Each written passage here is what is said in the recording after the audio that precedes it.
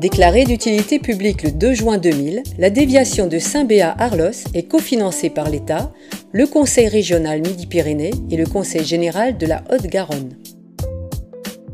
La maîtrise d'ouvrage est la Direction régionale de l'environnement, de l'aménagement et du logement de Midi-Pyrénées sous l'autorité du préfet de région. Ce projet de 5,6 km s'inscrit dans le cadre de l'aménagement global de la route nationale 125 entre Montrégeau et l'Espagne dans le département de la Haute-Garonne. Il permet de renforcer la sécurité des usagers et des riverains, d'améliorer la fluidité de l'itinéraire et de faciliter les échanges transfrontaliers par le tunnel de Viella.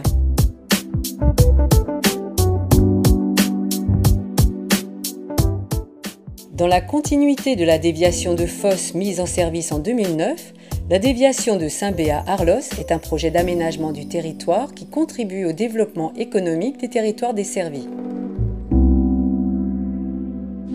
Les véhicules en transit, notamment les poids lourds, emprunteront principalement la déviation contournant ainsi les rues étroites des communes traversées et largement fréquentées par les habitants.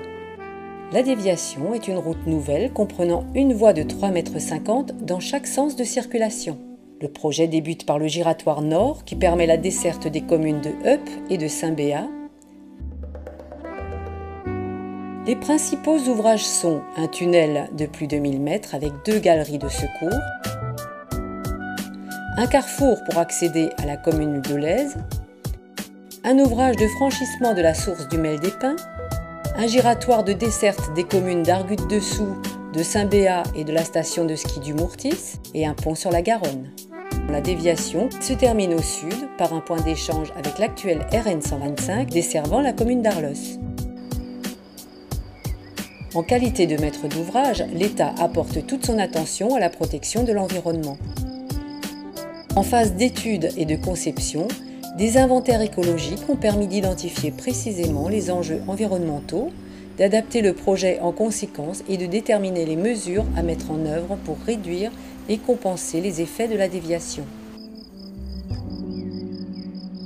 Nicolas Georges, écologue du cabinet Biotope, assiste la DREAL Midi-Pyrénées sur le volet environnement de la déviation. Alors nous sommes en tête sud du tunnel de la RN 125 qui va passer sous le cap de Mount ici. Et on est dans un contexte écologique relativement sensible, donc des enjeux existent, ne serait-ce qu'en termes réglementaires, puisque nous sommes sur un point de nœud du réseau Natura 2000, donc qui est un réseau écologique européen. Au niveau du cap de Mount, donc sur ce site-ci, le projet va passer en tunnel, donc va passer essentiellement sous le site Natura 2000, avec des enjeux au niveau supérieur, donc à la surface du site, au niveau des landes à genévrier, puisque les secteurs de falaise ont dû être équipés et protégés pour éviter les départs de pierres pendant les tirs de mine. Donc il y a eu des filets et des écrans posés avec des protocoles de mise en œuvre de ces filets raisonnés et particuliers pour préserver les genévriers. Nous avons la vallée de la Garonne, donc essentiellement le cours de la Garonne et son liseré boisé qui accompagne la Garonne, qu'on appelle la ripisylve, donc là qui est importante pour des chauves-souris, pour des poissons migrateurs comme le saumon, pour la loutre, le dessement, qui est un petit mammifère endémique des Pyrénées. On a le versant boisé de la crête d'Ournèche qui est un autre site Natura 2000 qui superpose 2 périmètres, donc une zone spéciale de conservation pour les habitats naturels et pour toute autre espèce, et la ZPS Haute-Vallée de la Garonne pour les oiseaux.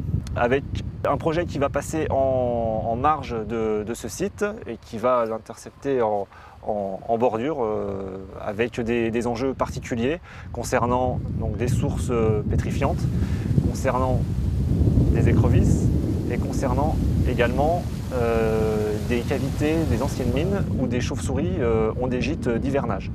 Donc le projet va passer à proximité de ces enjeux-là et doit en tenir compte. Donc au niveau du site Haute-Vallée de la Garonne, on aura une emprise sur le site avec des enjeux techniques et des enjeux de protection des milieux naturels très particuliers parce qu'on est sur un secteur contraint en termes de relief et contraint en termes d'enjeux écologiques. Enfin, le projet se terminera par un passage de la Garonne, donc un site Natura 2000 également, au niveau de ce qu'on appelle l'ouvrage d'Arlos, qui sera un pont particulier pour un passage de la Garonne permettant de préserver les corridors écologiques et la qualité du milieu de la Garonne. Les travaux ont démarré en 2012 par le chantier de sécurisation du Cap de Mount, préalable nécessaire au début du creusement du tunnel.